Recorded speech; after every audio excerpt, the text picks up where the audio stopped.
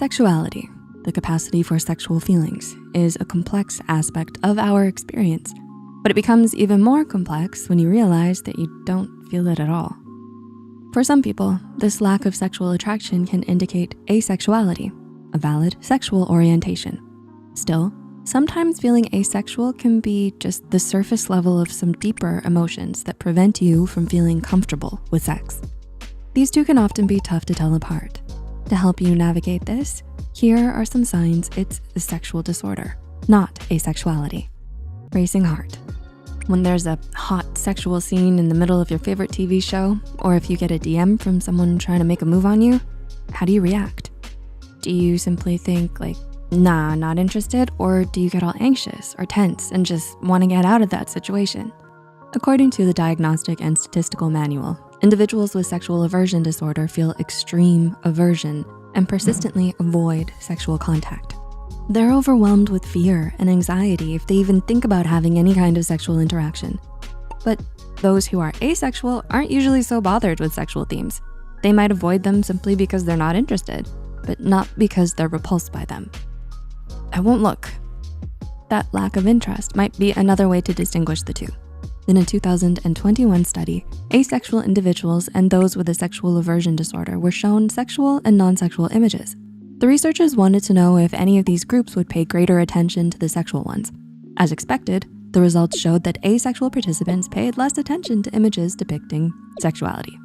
But those with sexual dysfunction did pay attention, and they initially focused on the sexual image instead of the non-sexual one. This suggests that those with sexual disorders may still be interested in sex-related things, but not as intensely as they did before the onset of their disorder. So if you do feel some interest and some sexual attraction but feel held back to act on it, it may be worth exploring these feelings further. Feeling bothered. The anxiety and the lack of interest in sex could make a person feel a bit down about themselves. Do you feel that way? It could be a sign there's something more than asexuality. A 2015 study compared groups of asexuals and those with a sexual desire disorder. Study findings showed that those with the disorder had significantly greater psychological distress and even higher levels of depression than asexuals did. This might mean that those who suffer from some kind of sexual dysfunction feel bad about it and wish they could change. They might feel like their lack of sexual desire makes their lives emptier or their relationships harder to navigate. And while asexuals still may have some difficulties with romantic partners and societal expectations, generally they don't mind their orientation and are able to accept themselves the way they are. The beginnings. The same 2015 study found another key difference between the two groups. Asexuals described their experience as a more lifelong pattern of no sexual desire or attraction. This was different from the group with sexual desire disorder. They remember having sexual feelings and experimenting with sex in their younger days. So as an asexual, it's possible that you've always had a different experience with attraction than those around you.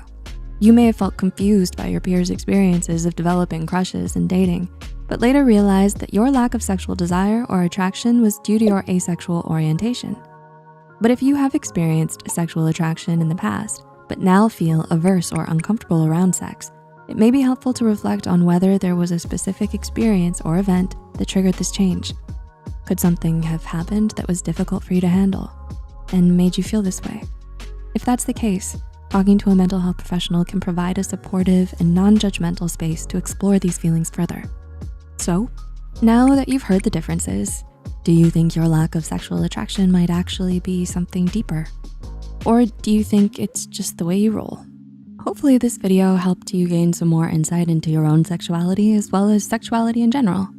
If you do question your sexual orientation and wonder if it's something else, we encourage you to seek help from a sex therapist or any kind of professional. And if you're still not comfortable talking about it, simply getting to know about yourself more could be a great first step.